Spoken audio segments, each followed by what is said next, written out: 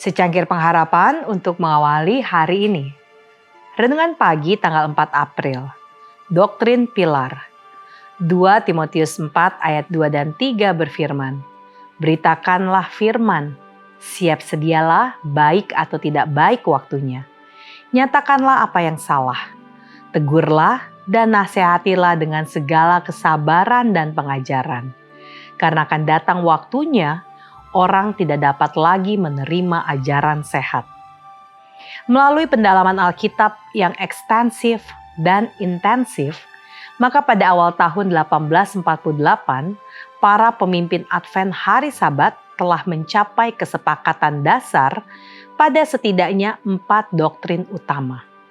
Yang pertama, kedatangan kembali Yesus secara nyata, kasat mata, dan pra-milenium. Yang kedua, pemulihan bait suci surgawi dengan pelayanan Kristus di bilik kedua dimulai pada Oktober 1844 awal dari hari pendamaian yang telah digambarkan.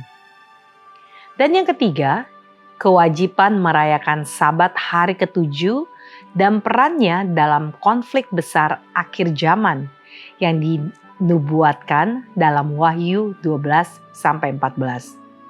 Dan yang keempat, bahwa keabadian bukanlah kualitas bawaan manusia, melainkan sesuatu yang hanya diterima manusia melalui iman kepada Kristus. Penganut Advent hari Sabat yang kemudian menjadi gereja Masehi Advent hari ke-7 mulai melihat ajaran-ajaran tersebut melalui doktrin tonggak sejarah atau pilar.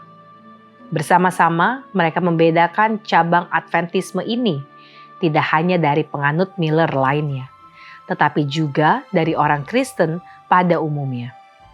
Keempat ciri khas tersebut merupakan inti dari pengembangan Advent hari Sabat dan mendefinisikan diri mereka sebagai umat yang khusus. Apa yang disebut doktrin tonggak sejarah membentuk gerakan inti teologi yang tidak dapat dinegosiasikan. Pembaca yang cermat mungkin bertanya-tanya, mengapa saya tidak memasukkan doktrin karunia roh, sebagaimana yang berkaitan dengan Ellen White, ke dalam daftar di atas. Meskipun itu adalah perspektif Advent yang unik, doktrin itu, seperti yang akan kita lihat nanti, tidak benar-benar memperoleh upaya untuk disebut sebagai doktrin hingga tahun 1850-an dan 1860-an. Lebih daripada itu, Ellen White sendiri tidak melihat ajaran karunia roh itu sebagai salah satu pilar. Tentu saja, para penganut hari Sabat memiliki banyak kepercayaan yang sama dengan penganut Kristen lainnya, seperti keselamatan melalui kasih karunia dan iman pada pengorbanan Yesus, serta keampunan dosa. Namun pengajaran mereka di tahun-tahun awal, seperti buku nyanyian mereka, berfokus pada perbedaan mereka dengan penganut Kristen lainnya, bukan pada kesamaannya. Kelalaian itu pada akhirnya menimbulkan masalah teologis yang harus mereka hadapi pada tahun 1880-an. Kita akan membahas topik itu nanti. Untuk saat ini, kita dapat bersyukur atas kejelasan yang ditunjukkan kepada para pendiri gereja Masehi Advent hari ke-7 dalam mengerjakan dasar teologi mereka. Kabar baiknya adalah bahwa sistem kepercayaan mereka adalah logis. Doa kita hari ini, kami bersyukur atas pilar kebenaran-Mu.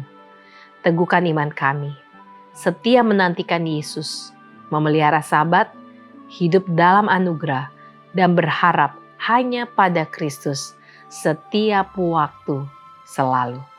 Amin.